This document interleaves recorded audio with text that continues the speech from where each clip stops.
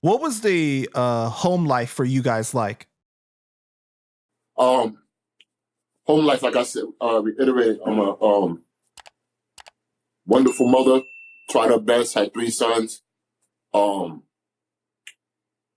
Pretty much she gave me everything I probably needed to move forward and shit. It was like you just go back to the street of law. The streets was calling because it gave me freedom to go out there and do what I wanted to do without being under the thumb or the watchful eye of my mom and shit like that. But my pops wasn't that much in my life, even though I love my pops and all that. He wasn't there in the household. And I was just out there wilding and shit like that. But, like I said, it was like a dual identity. I was able to go home and everything be, cool. Got food in the fridge as much as possible, place to, rest my head and all that shit, go to school, and just chill. Yeah. For me, it was kind of similar. So similar, but different. Cause I never met my biological father. Never seen a picture of him. Don't know what he looked like. So I grew up around, it was just my mother, my sister, and then just other strong women, stuff like that. So I grew up around nothing but women. So I was raised to be a protector, because only 2 things can happen when you grow up around a bunch of women. You can either become another woman or you become very protective of them. Facts. So I grew up with a very loving mother. My mother's my heart to this day. She's still thinks she's a gangster and all of that. But yeah, like my mom's is wild. Everybody knows. His mom's is like my mom. Yeah. So, and we came up in the back in the days discipline era. So my moms ain't care who I slapped and who's scared of me outside. I come in that house, I'm a little church mouse. You know what I'm saying? To this day, my moms will swing on me if I say the wrong thing to her. So it was like that. But she worked 2, 3 jobs, make sure we had clothes on our backs, food on the table, a roof over our heads, and did everything she could on that end. But due to the fact that she was doing all of that, it gave me a lot of freedom also, because she wasn't around for all the other stuff. And then my sister's 5 years older than me.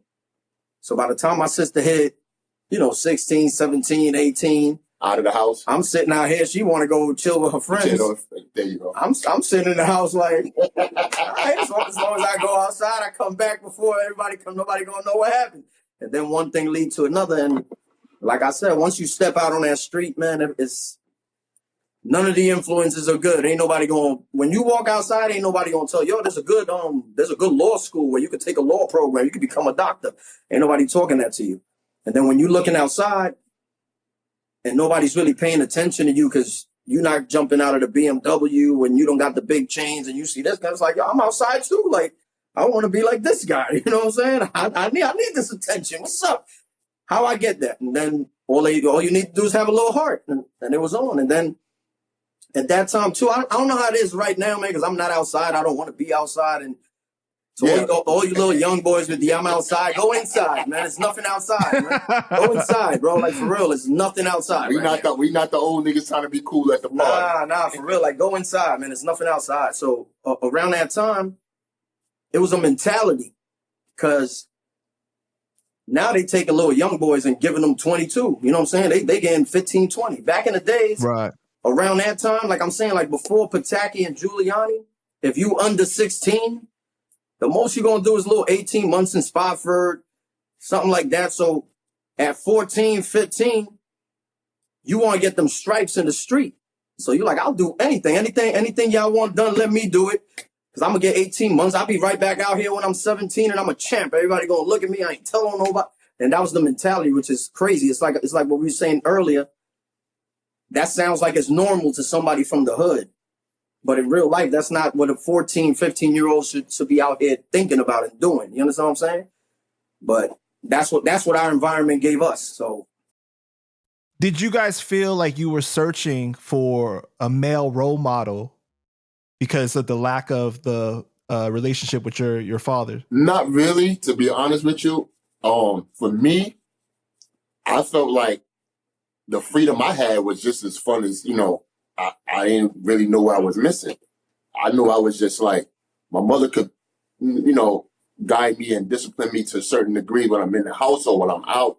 Like I said, I'm not under a watchful eye, so I'm hooking up with my mans and shit like that. We each other's back. You know what I'm saying? That's the kind of like the male role model, if you will, because we like brothers, like kinship and stuff like that. So we don't we're being very reckless in the streets and shit. So we're not looking to be disciplined or jeweled by anybody to tell us what to do and shit like that. You feel what I'm saying? That was the era we came from. It was just packs of niggas just running the streets and shit like that. You knew who you knew from being out there in the streets, and your rep will carry and precede you on who you are and shit like that. So I don't feel like I was missing anything to answer your question. So to a certain extent, I will get to that one later. Right. So kind of like what he said, it's not even really a thing about going out there searching for that role model. Because like I said earlier, it's not when you out there and you involved in all these things and you're doing all these things, you're not really looking at the bigger picture, because I don't even think your mind is developed enough to even know that there's a bigger picture. But like I said, in hindsight, if I did have a male role model that was on my bumper, like, yo, where you going? Pulling me by the neck, you know what I'm saying? Coming outside, like, what you doing? That's my son. Things could have been a whole lot different. You know what I'm saying? And a lot of the stuff that I went through, I could have probably avoided. But I had to go out there. Like I said, I don't have no older brother. I don't have no older cousins, and no male figures in my life that was laying the groundwork for me. And when I step outside, I'm the little cousin. So I got my respect on my own. You know, I got my respect by going out there, and this is what I do, and I'm me, and I'm like that to this day. Like, whatever I do is me. You understand what I'm saying? We was pretty much figuring it out, like, at the same time and shit, which made us, you know, even more like brothers and shit. Cause we was like, really, we was pretty much, our mentality was pretty much not answering to nobody, like really, literally nobody, unless it was our moms or some shit like that. And, you know, obviously in the street, they ain't in the street doing anything to come get us or whatnot. So we was just pretty much just running. And from not having a father figure and being out there kind of making decisions on your own, I have a very hard time with authority from men. Like, I have a hard time with you telling me what to do as a man. You understand what I'm saying? If you talk to me nice, we could work whatever out. But like, you go do this, you run right now.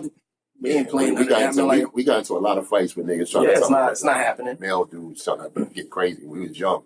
So Pearl, to build off of what you were saying earlier, right? You were like saying, oh, I'll go do 18 months and I'll come back. I earn my stripes and everything. What do you guys think about kind of the way that in the hood people envision doing time as a rite of passage almost? Right. That's what I'm saying. I mean, it's a sad thing, man. That's why I'm trying to, for any young people that's watching this, man, it's like don't let nobody trick you out of a fruitful life. You understand what I'm saying? Because that's what you really getting tricked out of. All of this stuff is like smoking mirrors, man. It's not reality. It's very temporary stuff. You understand what I'm saying? And when you go out there and you're doing all these things, your mind is distorted. But also, you have to understand that the hood is kind of it's an exclusive place. The hood is a very, very, and that's what a lot of people don't understand. And that's what the media glamorizes. The media makes the hood way bigger than what it is. The hood is a very, very small, elite part of society. Most people don't do what's going on in the hood. Like, the hood is maybe like 5%. 95% of everyone else is doing the right thing. It's only this little bunch of people that's out here just doing all this reckless stuff and living with these crazy ass minds. You understand what I'm saying? And let me just interject real quick. Listen, and when he's saying like the hood, yeah, we know there's poverty and there's people, you know what I'm saying, urban Americans, but that we talking about the hood, talking about the nefarious, crazy shit that we do in the Bronx, Brooklyn, Queens, Manhattan, and low income neighborhoods, neighborhoods. And even within the low income neighborhoods, it's only a small population of that low income neighborhood that's actually doing all of these things. Like, even when you could go into anybody's projects, right? Most of the people in the projects get up and go to work. You got postal workers, you got sanitation workers, you got construction workers, and then you have this one little bunch of I'm outside and all that, and they the ones in the hallway. They the only ones in the hallway. Nobody wants to be in the hallway with them. Nobody wants to be in the playground with them. So even within that is a small population. But a lot of times what happens is when you're not winning and you're doing like, you live in an unsuccessful way, you could only feel comfortable around like people. So if you come around me and you out here being a loser, you're not gonna feel comfortable around me because I'm gonna tell you being a loser. So what happens is losers roll with losers and winners roll with winners. That's basically how it goes. Even within the hood, most people are not doing all of this crazy stuff. That's why I feel like if the government really wanted to stop crime, they could just stop it. Because it's like wherever you at, whoever's committing the crimes is the same people that's committing the crimes. It's that same little group of people that's doing everything everywhere. You could just go and stop it. You know exactly who the hell it is, but it just goes on and on, man. But that's the hood, man. You gotta know how to survive around it, man. Navigate through it. Like for real, it's a crazy world. And I wish everyone can get out of there and go somewhere, man, and live a normal life, man. Because that's not normal, man. For real. Right.